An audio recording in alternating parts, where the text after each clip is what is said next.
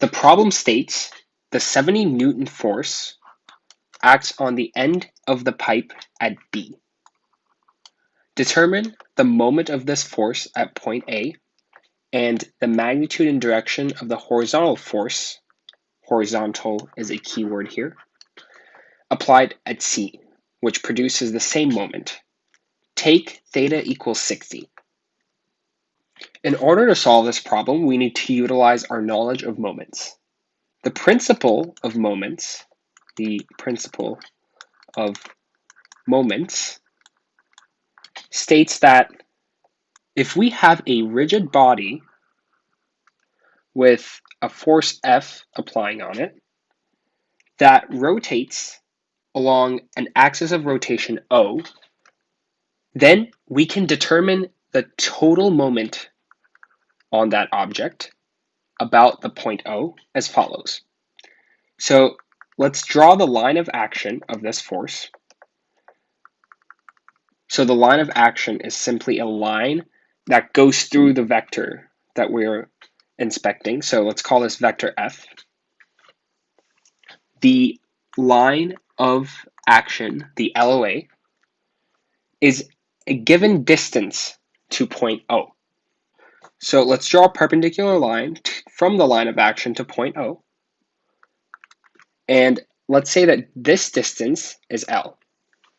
Then the total moment with only one force acting on this rigid body will be L times F. Now, if there was another force, and let's call that force, let's say it's P, and let's say that this is the line of action of P, and let's say that our perpendicular line to the line of action of P is as follows, and let's say that this distance is D, then the total moment becomes the original moment created by vector F plus the moment created by D, so D times P. So this becomes our moment. This is basically a rundown of the principle of moments. Now let's apply it to this particular question. One possible method is to draw out the line of action for vector B. Actually, wait, this vector is not labeled, so let's call this F. So this is our vector F. We could draw out the line of action of vector F, and we could draw out a perpendicular line that connects the line of action and point A. And if we calculate the distance of this line and multiply it by the magnitude of this vector, we can calculate the total moment about point A. However, this is not very mathematically easy because we don't really know this distance, and we would need to draw a lot of triangles and do a lot of trig to figure it out. There's a much easier way, which I will show now. We know that this vector F, so let's show that this is vector F. Vector F here has two components, a vertical component that starts here and ends at point B, and a horizontal component that starts at this location that I just marked and ends at point B. And that is also like that. So let's show this in a separate diagram really quick. If we have this vector, F, vector F has a vertical component, which is Fy, and a horizontal component, which is Fx. We know that this angle is 60, so therefore this one is 30.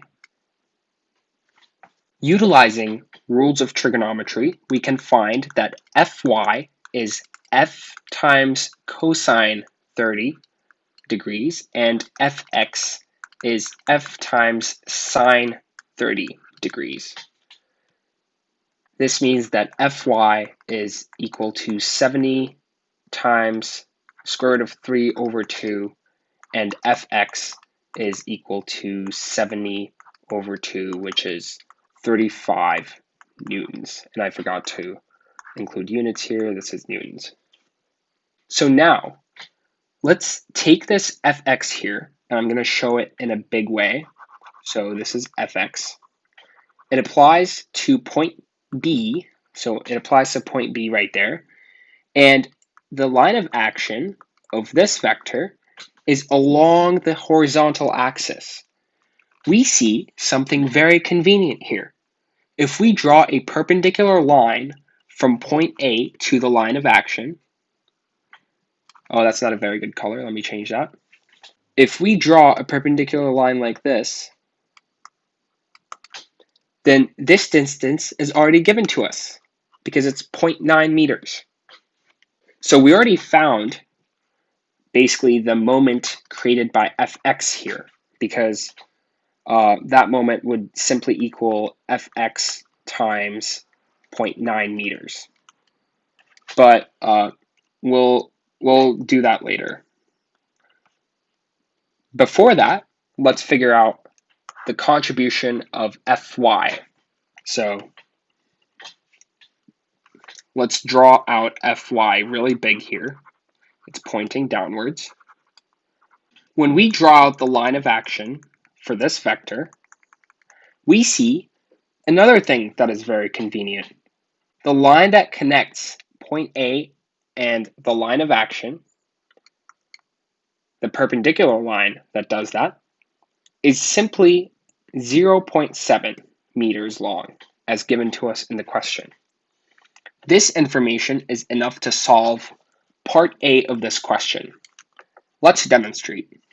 When we add up the moments about point A in a counterclockwise convention, what we have is negative Fx times 0.9 minus negative Fy times 0.7. Now let's inspect what we've written here. We see that the sign of this term is negative. Similarly, the sign of this term is also negative. Why is this the case? Let's inspect the diagram we have here. So we see that Fx is pointing to the left, and the axis of rotation is here. This causes a clockwise rotation because clearly the system is being pushed this way by Fx, and when the axis of rotation is here, the system tends to rotate in an overall clockwise rotation. The convention states that any term that causes, or more accurately, any vector, any force vector that is applying on the system that causes an overall counterclockwise rotation has a positive sign. In this case, this vector, vector Fx, is causing an overall clockwise rotation. This is why it has a negative sign. It is not because Fx is pointing in the negative x direction, but rather it is solely due to the fact that it is causing an overall clockwise rotation of the system. Similarly, Fy is also causing a clockwise rotation because it is pushing the system downward at this point, which causes the system to want to rotate clockwise because the rotation axis is right here. That is why Fy is also, why it also has a negative sign. It is not because Fy is pointing downwards.